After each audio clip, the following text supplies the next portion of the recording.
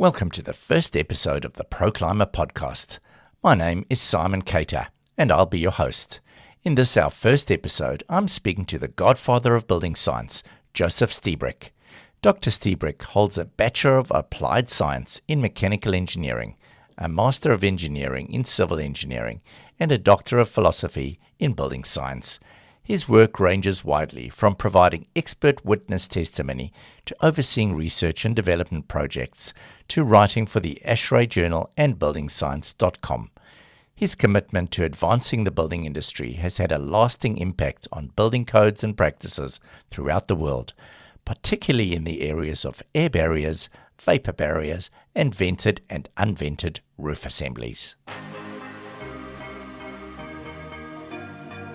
Clima inspires and educates people to create healthy, durable, and energy-efficient buildings to live, learn, work, and play in. I have my glass of wine in my hand. I'm ready to go. Oh, nice. It's the middle of a day here, so I haven't quite started with the wine as yet. No, I understand. It's 4 minutes after 6. I've did a training from 1 o'clock until 5:30. So I'm mellow now. Nice. Now, Joe, the last time that I saw you was back in September 29 when you were in Auckland last, and just wondering if you're planning a trip to New Zealand again anytime soon. I will likely end up in New Zealand sometime this year. I get to New Zealand because your court system doesn't operate as efficiently as it does in other countries, and sometimes things take years to get cleared up. I'm not being sued. I'm an expert. I'm not. They ask me, well, what do you know about New Zealand? It rains a lot. The winters are not bad. The summers are not bad. The people are incredibly nice, and they drive on the wrong side of the road.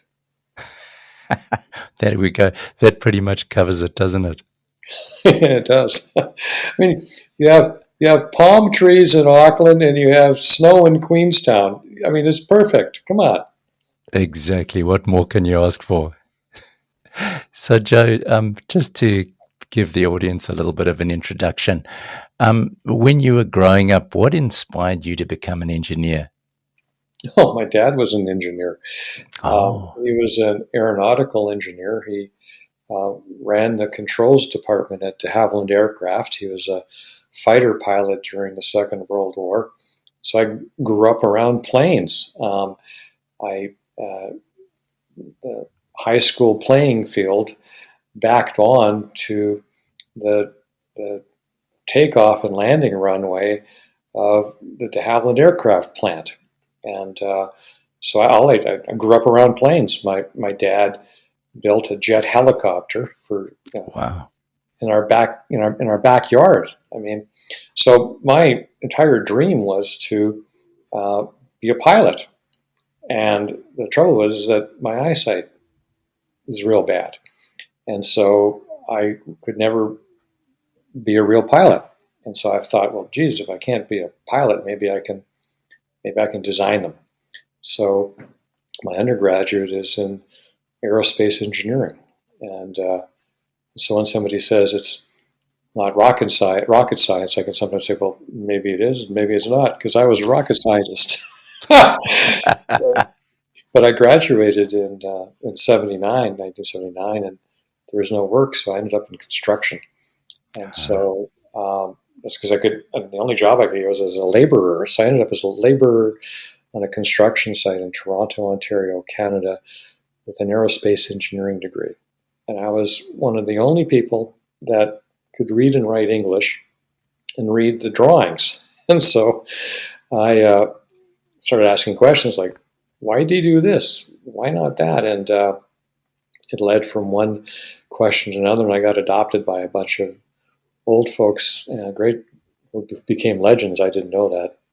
So the greatest thing that ever happened to me was I couldn't get a job when I graduated.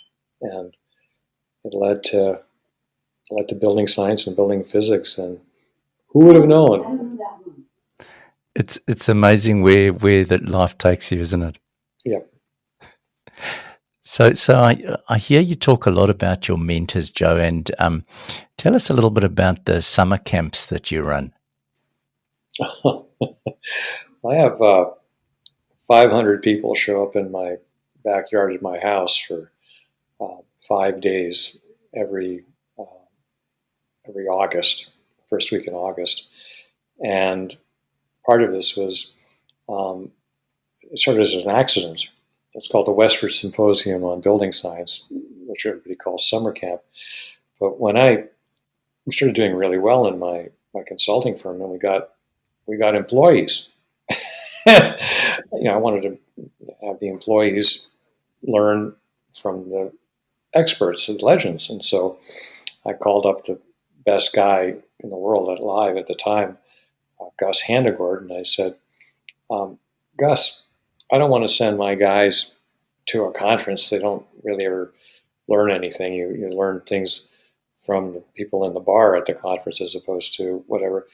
What would you charge to come and teach us everything you know in 3 days in Westford, Massachusetts? And he says, I'm not going to be able to teach you everything I know in 3 days. I can teach you everything I think you might be able to learn in 3 days. And he said, well, I can do this for about $4,000. And I said, you're on. I had a budget for $3,000, so I figured, well, geez, if I simply charge 10 other people $200 plus my own, we'd break even. So I sent an invitation out to 10 people, and I got 30 checks back. Wow. And so, so the first day, I start off and I'm saying, look, this was supposed to be break even. Can I give everybody back half their money?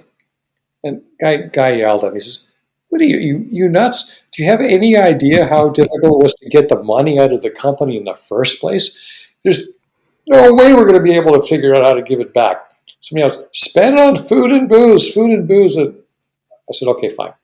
So I went out at lunch, and I got 30 people in the room, and I bought, hamburgers and hot dogs and beer and wine and liquor. And we all went to our backyard, and I started grilling and whatever. And this Italian guy comes up to me and he says, "You're a freaking embarrassment. Huh? You're drunk. You're burning the food. There's stuff falling down in the grass. I mean," and I said, "You could do better." He says, "Anybody can do better. Here." And I said, "By the way, you look after it tomorrow." And he says, "Well, what's your budget?" I says, "I don't have one. Here's my credit card." Well, I had no idea who he was. And so the next day, it turns out his name was Pete Consigli, who's a famous water and restoration guy. He used to live in an Italian restaurant. And so he goes out and he takes another guy with him. And the guy with him is a guy named Jack Springston, who's one of the most famous industrial hygienists in the United States. Well, he put himself through school as a short order cook. So I got a short order cook, and I got a legendary water management guy who also basically ran an Italian restaurant. And they cooked this insane meal. It was just spectacular. And so on day 3, I'm telling everybody, well, okay, do we want to do this again next year? They said, yeah, but Jack and Pete have got to cook. All right. So I simply sent out, this year 2, I sent out invitations to the 30 people that were there the first year. And I got 65 responses. And I says, you're kidding. And so year 3, we were into 200. And it was just that what happens is that people don't understand that the important stuff in a conference is not the presentation. It's the networking of the people at the conference. And in most conferences, what happens is if you don't know anybody, you end up not networking. Everybody goes, they're in a big city, and everybody goes to dozens of restaurants, and the group dissipates. Well, I'm in a small town north of Boston. There's no place for them to go. They all ended up in my backyard eating and drinking our stuff. And so summer camp became more about networking and became about the presentations. And so I would end up getting the legends to present, and then they would be drinking with normal people, and it became the thing. It wasn't intended to start that way. And so it's been by invitation only, which is kind of funny because if you want an invitation, just ask me. We maxed out at 500 people 10 Wow. years ago. We can't have any more. Well, why? Well, because I want everybody to hear the same presentation. So you could have like 3 or 4 tracks. I don't want that. I want everybody to hear the same stuff at the same time so they can all come back and talk about it. And so you got famous people talking with rookies and whatever. It's awesome. And the networking has become insanely important. And now some of the famous people get real nervous about presenting because they have other famous people. They don't normally, Joe, oh my God, this is complicated.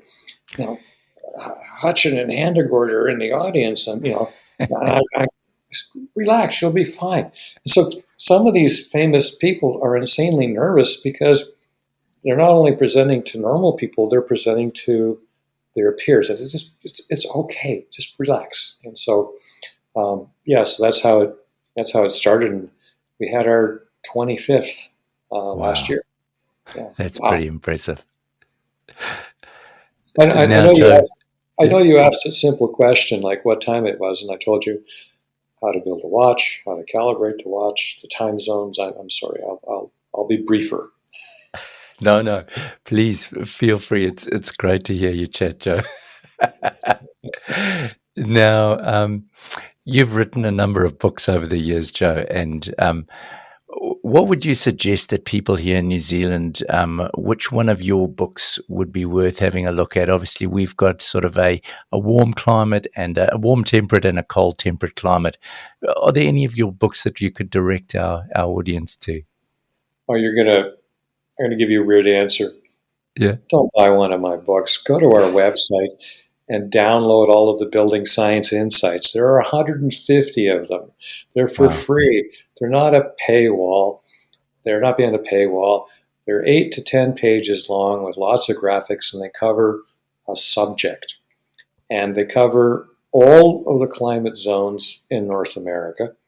And New Zealand has got a bit of every one of those climate zones anyway. And we're talking about the physics. So read them and then buy a book. And the one that I think would be most interested is, cold climate book and mixed humid climate. So the cold and the mixed. You don't need hot humid. You think you are a hot humid paradise. I've been there. I've been in New Zealand 15 times, and you ain't a hot humid climate. Okay, you are a paradise, but you're not tropical paradise. Okay. No, good one. Now, another term that I've heard you talk about is there being no such thing as a free thermodynamic lunch. What do you mean by that? Oh, it gets me excluded from the greeny weeny energy cult people. And Yeah. if you can't do math or physics, become an activist. And I try to explain to people, so look, older buildings were able to be old and worked because they had an enormous amount of energy moving from the inside to the outside and the outside to the inside. Well, they're energy inefficient. Yeah, that's what saved them. What do you mean? It's okay to get wet if you dry. Wetting followed by drying, woohoo, awesome. Well, wetting that's not followed by drying is a problem. Drying involves an exchange of energy. The old buildings got wet, but they dried because they were energy pigs. Energy from the inside went to the outside. Energy from the outside went to the inside. We were fine. When we had the energy crisis in 1982, our version in North America, and we started insulating like crazy. We insulated attics and walls. And guess what? We saved energy. But the buildings still got wet. And now they didn't dry. Yeah. So we created a massive mold, decay, rot issue. And I said, look, it's not complicated. If you reduce the drying potential, you have to reduce the wetting potential. We have to change the way we build because we've changed the way things get wet and dry. Whoa! Of course, it got worse. We also changed the materials. We went from building out of 1,000-year-old trees and rocks to building out of engineered wood. I view engineered wood as an insult to wood and engineers. We used to go to places called forests. We used to cut trees down and cut them into boards and build boats out of them and sail them around the world. Try doing that with a sheet of oriented strand board or plywood. It's ridiculous, right? We used to have plaster finishes on the inside of our buildings, and now we have paper-faced gypsum board. We're lining our buildings with paper. We're building paper buildings. Even the dumbest of the Three Little Pigs didn't build his house out of paper. And you in New Zealand, you used to build out of real wood. Yeah. Now you have plantation-grown wood. And you're okay when you treated the plantation-grown wood with basically protection, with basically preservatives. And then your greenie weenies banned this. And so you went from good wood to not very good wood. And then you added insulation. And oh, by God, all of a sudden you've got your weather tightness crisis. Oh, man, we imported all of this bad technology from Canada and the United States. No, you were colossally stupid in New Zealand. Well, why am I saying that? Well, because we were stupid before you. We were way stupider. We were number one in Canada. We were number one. We rotted everything. We added the insulation. We went to was wood, not very good wood, and it was a disaster. Our buildings rotted, and we fixed them because we went through the failure first, and then we exported the technology to the United States to get even for them getting our best hockey player. You see, the United States got Wayne Gretzky, and to get even, we rotted the United States by exporting energy efficiency. And then what? Well, the city of Vancouver, Canada rotted, and we exported that knowledge to New Zealand. And the trouble with New Zealand is that you ask the wrong Canadians what went wrong. You asked people in Vancouver, and the people you're asking from Vancouver were the ones that caused the problem. And it was politics. You should ask me. I didn't cause the problem, and I was living in America by then. And your research establishment in New Zealand is dominated by politics, not by physics. I mean, I love some of your folks, but the politicians are controlling brands, right? I mean, I know I'm never going to get invited back to brands, but all of the guys that I used to love are dead or retired, so I mean, that's fine. I'll still hang out with you because I have no other friends left. You're it. But yeah, and by the way, we're going through the same political mess in the United States. And I'm now an American, right? We're going through the same craziness, but the failure is breeding innovation and change. See, we're not proactive, we're reactive. Things become intolerably bad, and then we fix them, and we don't listen to other people because we're smarter than everybody else, right?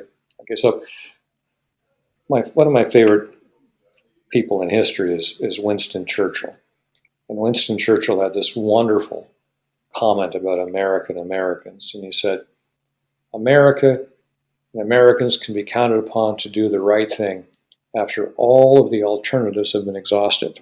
And so We're, Canada has gotten good because we exhausted the alternatives first, and failure Yeah. led us to change. And we're just going through. It's kind of funny that the craziness that happened in Vancouver is now common in Texas and Pennsylvania. Well, that happened 20 years ago. We should know. Well, we do know better, but you aren't willing to listen and be interested until you have to change because things are bad. I'm saying it's funny. I have a lot of fun with this in the United States, and I get into trouble. But here it goes. I say that the most efficient technology mechanism in the United States is the legal profession Yes. and litigation. And I say we have a shortage of attorneys. If we had more attorneys, we'd be smarter. You can imagine the reaction that gets. Oh my goodness. So Joe, there's a lot of people sort of banding around different terms like breathability and all of these different things. And where do you think we're moving in the building industry? Why aren't we learning from our mistakes? Well, because you haven't felt enough pain. And this idea of breathability is colossally batshit crazy stupid. I mean, give me a break. I mean, no, things don't have to breathe. What you should do is have a perfect air vapor barrier that doesn't breathe on your walls and roofs, and have everything from that layer dry outwards and everything from that layer dry inwards. If I hear this breathability one more time, I'm going to have another sip from my wine glass. There you go. You enjoy your wine there. Buildings don't have to breathe. You have to breathe. Yeah. Give me a break. I mean, buildings should dry when they get wet. And what you should do is concentrate on reducing the amount of wetting that occurs, and whatever wetting that does occur, make sure it's able to dry. And breathability isn't the key area. When it rains into your wall, you don't want the wall to breathe. You want the wall to drain. Drain the rain, baby. Don't be a dope soap. If you want to save cash, flash. I just basically given you my entire career in like 3 sentences. Oh no, that's awesome. Now, Joe, I recently put a heat recovery ventilation system in my own home, and you always hear that term build tight, ventilate right. But can we have too much ventilation? Well, we actually have too much ventilation already. By the way, build tight, ventilate right. Canadians take credit for that, but Canadians stole it from a Swedish guy. Let me tell you the issue that we have in the United States and the issue that we had in Canada. I'll tell you the issue in the United States. Half of the United States is very humid. And when you bring in outside air through ventilation, you're bringing in humidity. And you have to get rid of the humidity. This part is, I'm going to now tell you, it's not very complicated, but here it goes. I'm a famous person because I was the first person to point out to everybody that air conditioners are dehumidifiers, but they only dehumidify when they're running. I can't believe I'm so smart. So what have we done to the runtime of the air conditioner? Well, the duty cycles used to be 60, 70%. We've replaced all of the windows with energy efficient windows that reject the solar load. We've gotten rid of all of the incandescent lights. We have compact fluorescents and LEDs. All of our appliances, our refrigerators, everything is energy efficient. They're not generating heat. And we've insulated up the yin-yang wazoo. Those are metric terms. The yin-yang is 2 wazoos. Of And course. so now what happens is that the air conditioning system doesn't run enough to dehumidify. And they say, we're getting all these moisture issues. And then, well, we have to increase air change. We have to get rid of bad contaminants. Well, what are we bringing in? More humidity.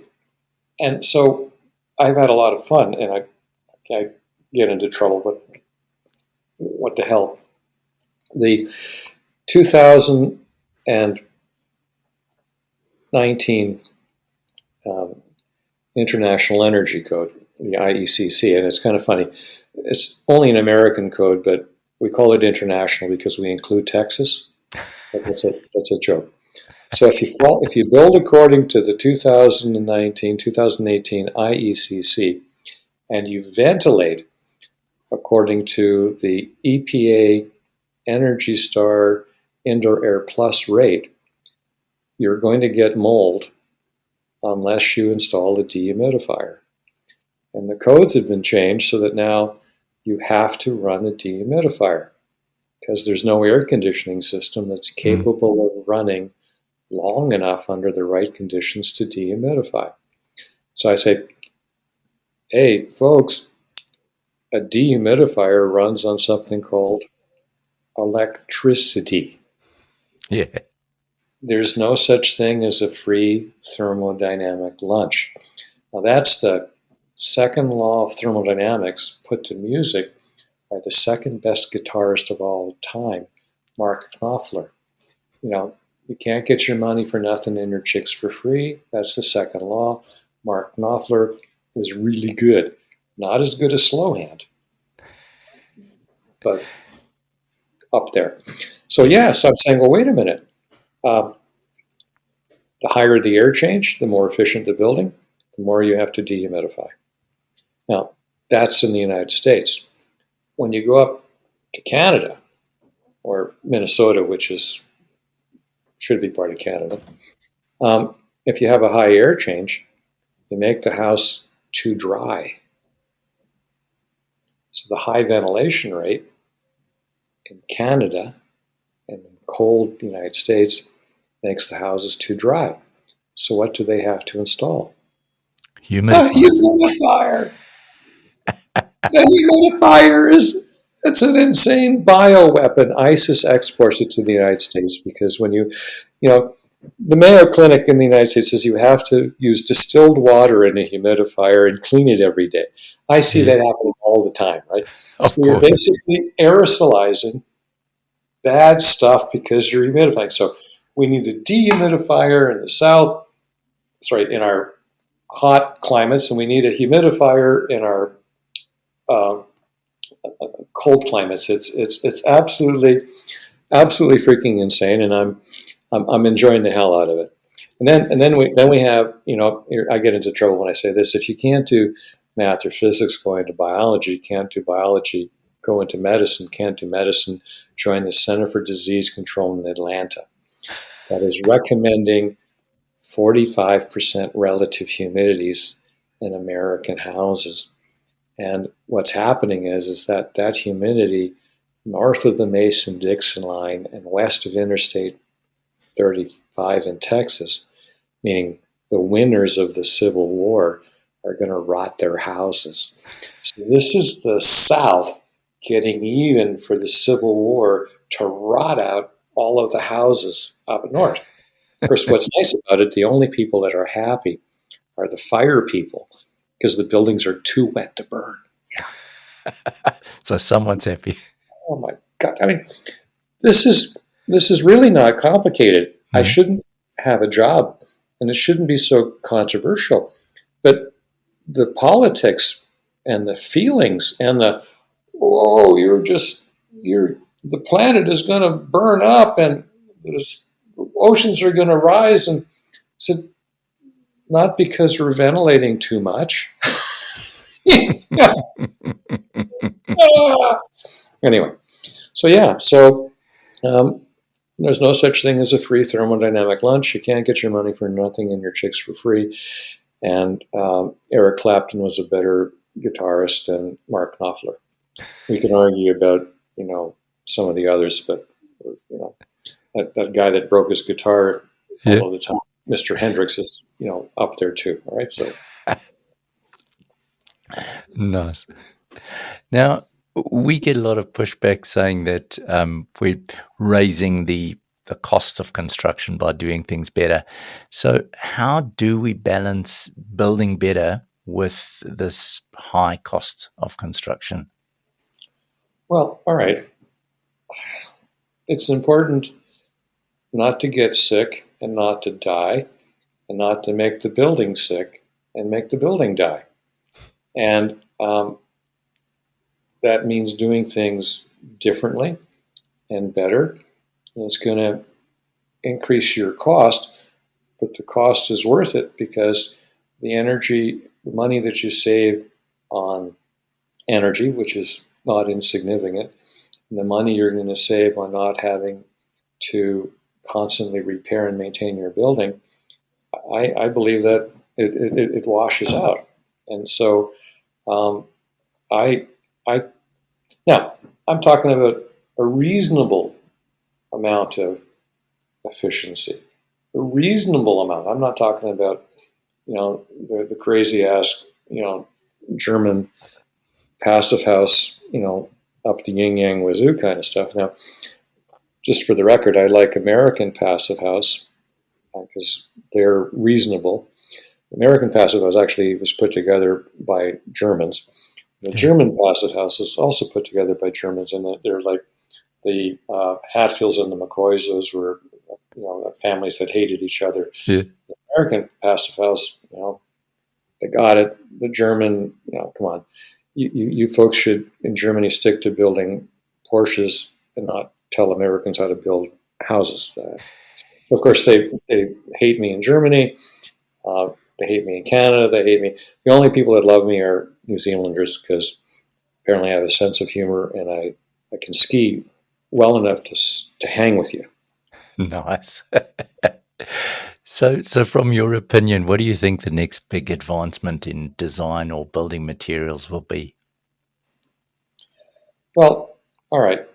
So one of the biggest controversies is, all of the contaminants that we're worried about in houses, and people are saying, we have to increase ventilation rates for health and whatever. And I'm saying you have a bunch of committee people that are all on a committee because of vested interests and lobbyists and whatever, that it's in their best interest to increase ventilation rates because they get to sell more equipment to deal with the problems that are caused. The revolution is going to be, we're going to be able to actually measure contaminants reliably within the building and ventilate according to what we're actually measuring. And we can do that with $10,000 worth of sensors, and I'm saying the cost will be a couple of $100, and all of a sudden we're going to ventilate according to what we measure. That's going to be revolutionary. Well, the argument is going to be, well, gee, what's the acceptable contaminant level? And that's a lot of fun because the real epidemiological stuff hasn't been done, and some of the history is quite funny. The residential recommended contaminant levels, if you're able to measure them, came from the industrial sector, and we took industrial measurements for over a 30, 40-year period, so we knew what healthy males could be exposed to. Yeah. So we took the industrial numbers and divided them by 10. We simply arbitrarily divided them by 10 and said that's acceptable residential. Except California divided them by 100. So we have California divided by 100, over here divided by 10, and in between they're arguing. And so nobody's actually done the real epidemiological studies. So we're ventilating more than we need, and we don't know what the contaminants are. The argument is that we have to assume that people are colossally bad, and we have to protect them. And I said, well, why do we want the 1 or 2% of the people that are stupid to basically penalize everybody else? And I get into trouble. I said, well, in the old days, wild animals would kill and eat the weak and the stupid, and we get them out of the gene pool. And now we protect them and put them on top of committees. I I think we should ventilate according to what we measure, and the people who live in these buildings and houses should decide on what the rate is. We had this huge argument in the United States and Canada 25 years ago when people were told that you don't have any control over your thermostat anymore. We're going to specify what the temperature should be, and we're going to regulate it. And we had, people, you're going to steal my thermostat from my cold dead hand, meaning I'm going to fight you to the death if you won't let me control my temperature. Well, we're having the same argument with the ventilation stat. You see, what I want to do is I want to build a house as well as I can. Don't fill it with stupid stuff, and give control of the ventilation system to the occupant. I tell them, look, if you do stupid stuff, you should have to ventilate at a higher rate. If you don't do stupid stuff, you don't have to. But you're in charge of being stupid or not being stupid. We're not going to let the 1% of the stupid people dictate everybody else's. So the revolution is we're eventually going to do the epidemiological stuff. We're getting the technology affordable to actually measure the contaminants. We'll be ventilating according to what we actually measure. Now, what's going to happen with that is that the people that manufacture building products are going to have to make sure that they don't have bad stuff in their products. See, it's okay to put stupid stuff in a material as long as the stupid stuff doesn't leave the material. Yeah. You build out of stupid stuff and the stupid stuff doesn't stay in the stupid stuff, that's a problem. I mean, we know that with particle boards and kitchen cabinets, and sometimes with floor finishes that we put on. Wow, that's a really good floor finish. Yeah, but we're going to die because of all the stuff given off from it. So the stages in this are going to be being able to measure stuff. Then we're going to argue about what's healthy and unhealthy, and we'll get the epidemiology right, and that's going to force the manufacturers of building products to make sure that stupid stuff isn't put into the product. Now, people can still do stupid stuff in their house. I mean, if you want to rebuild your carburetor in your bathroom sink with all of the whatever, or if you want to strip furniture in your dining room and put on all of the stuff, you have the constitutional right to be a moron.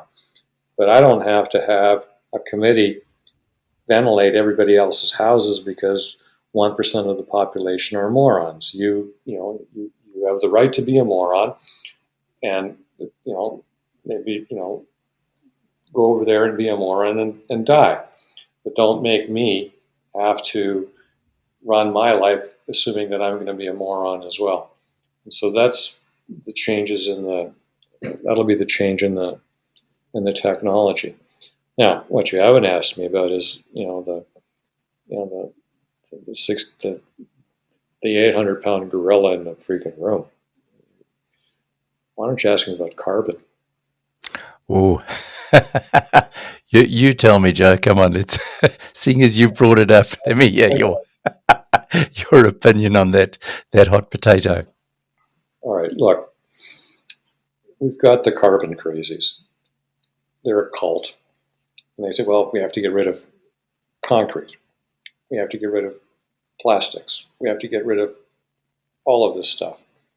And if I did my taxes using the same method, or my accounting for my taxes in my business, for the way we're accounting, carbon accounting, the International Revenue Service would lock me up, right?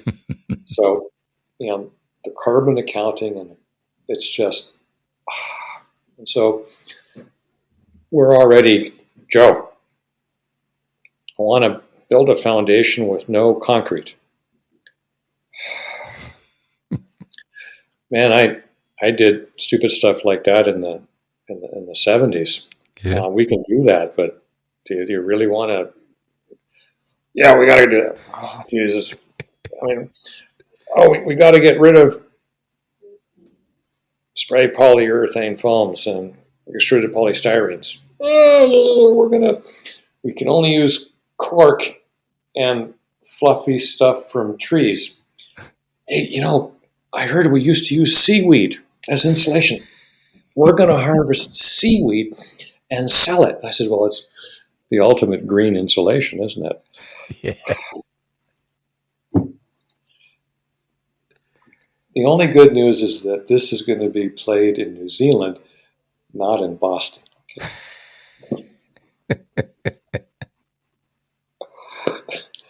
So, Joe, you hate all this? No. Okay, I'm an engineer, old school. I'm born with a genetic defect. It's the efficiency gene. I can't help myself. I want to be efficient. But I'm also an old engineer. And it's important not to kill people and do stupid stuff. So I want to be efficient, but not stupid. And the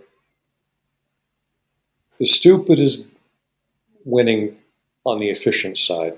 And we're going through a phase, and I'm hoping that we go through it more quickly than we've gone through the other phases. Nice.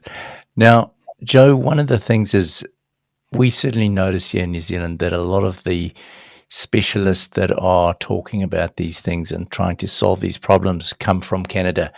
Now, what can people in New Zealand do in order to try and get that sort of learning from Canadians? I mean, can they get some sort of a scholarship to come over there, or how can we try and avoid these problems?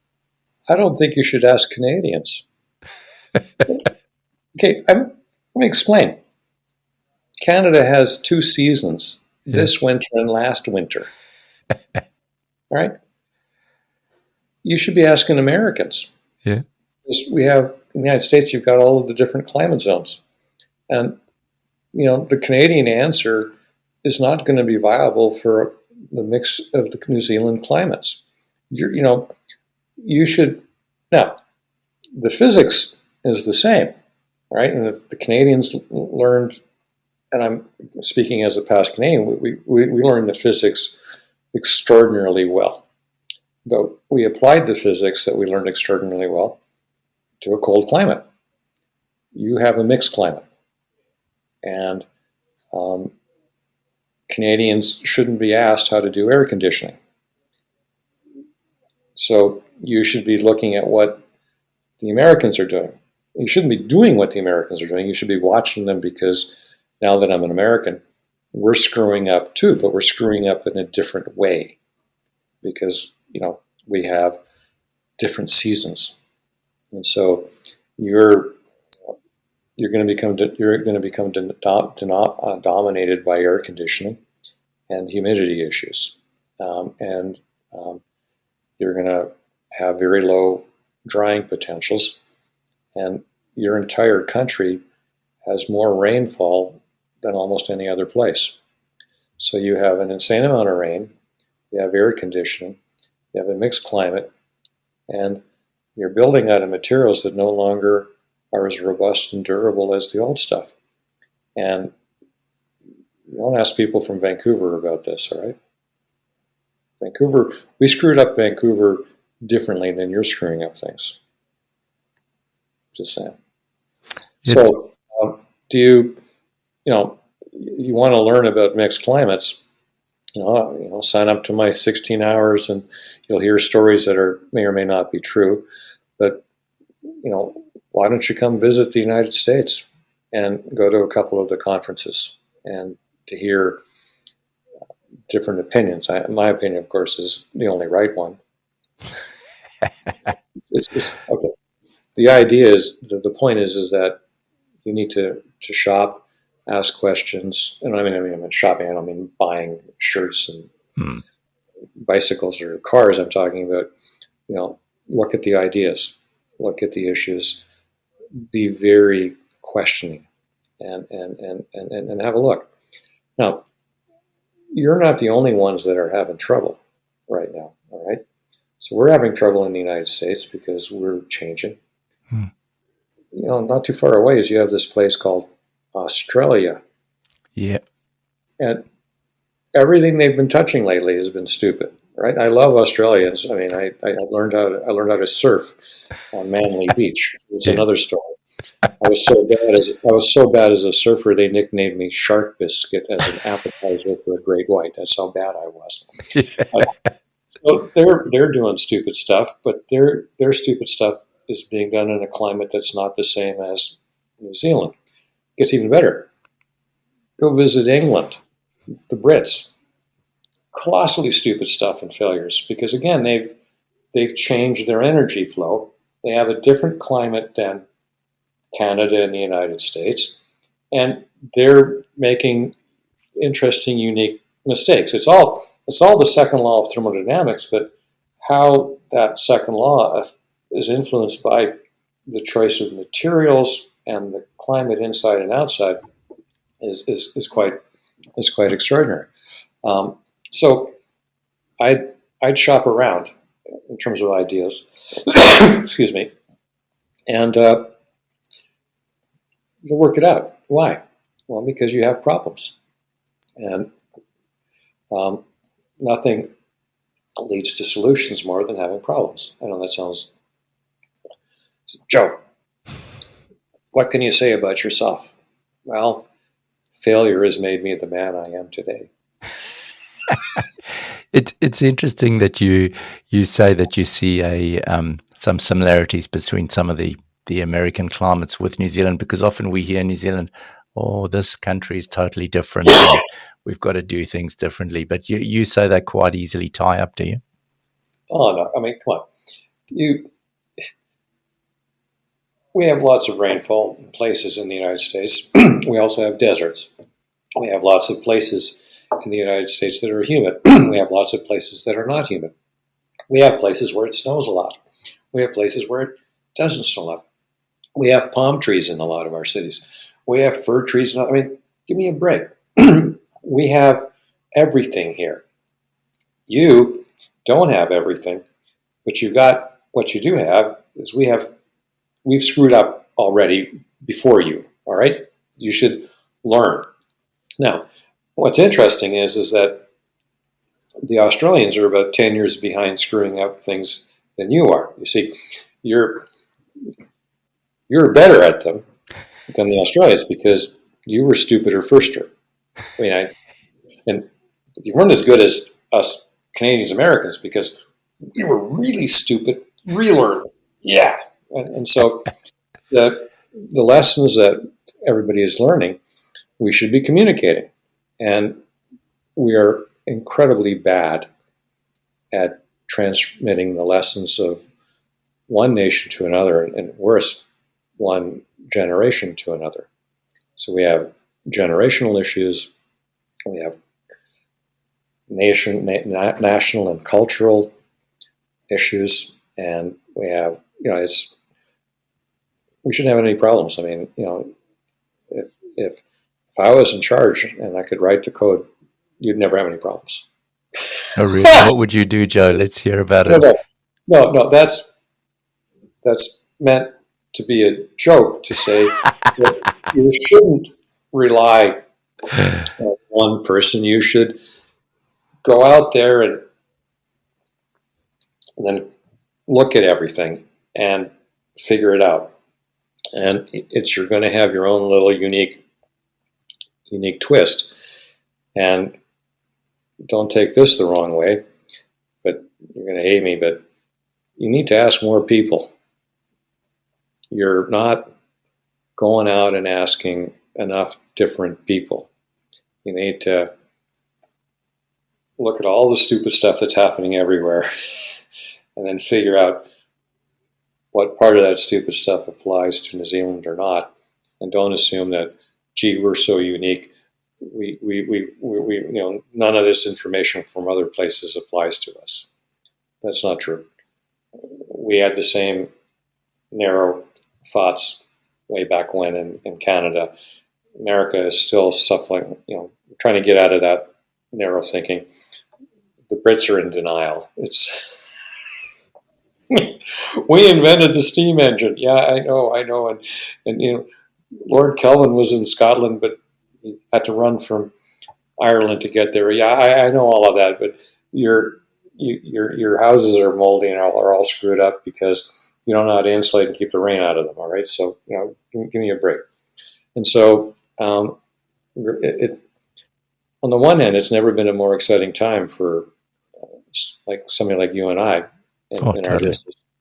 On the other hand, it's embarrassing that we're going through such a time because we really should know better, and we should have known better several decades ago. It's just that it's taken longer than the guys that taught me, who are now passed away, were shocked at how long it was taking at their generations. I said, "No, we got this." I said, "No," and we don't. We're still going through things, and it's the failure side, right? We're reactive, not proactive, and we have to go through more failures, and then we have to convince ourselves that everybody else is wrong, and then we have to do the wrong stuff ourselves and fix it ourselves, and believe that you're going through that.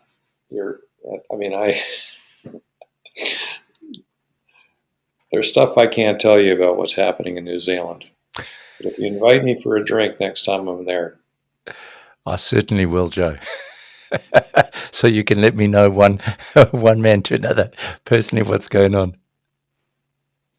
it'd be an honor. I literally, the 11 weeks I had to stay there in a courtroom in Wellington was phenomenal, because we were always done at 4 o'clock in the afternoon, and I could walk around and really get to learn about New Zealand. It was awesome. And then every weekend I would either go to Queenstown or to Auckland. And well, Joe, why don't you retire to New Zealand? He says, I'm having a blast. I'm a grandfather with a whole bunch of grandkids, and awesome. I'm spoiling them like crazy. I don't know which culture said this, but grandparents and grandchildren have a common enemy: mom and dad. Oh, yes, I can believe it.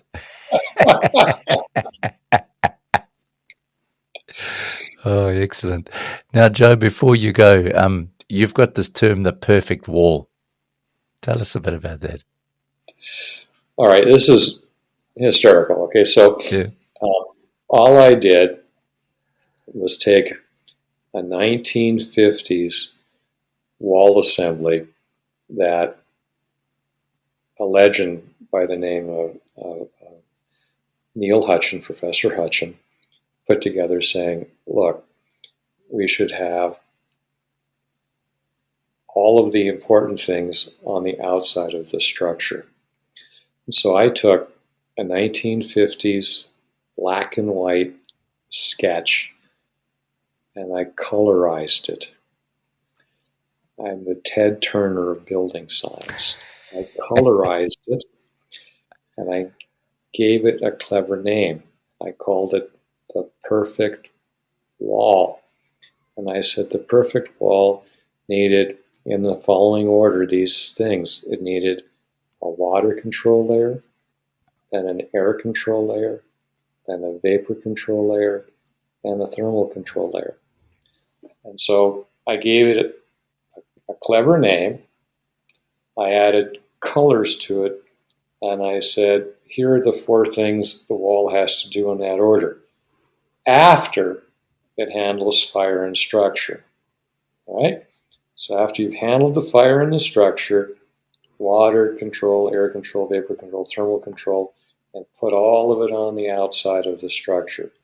That's the perfect wall.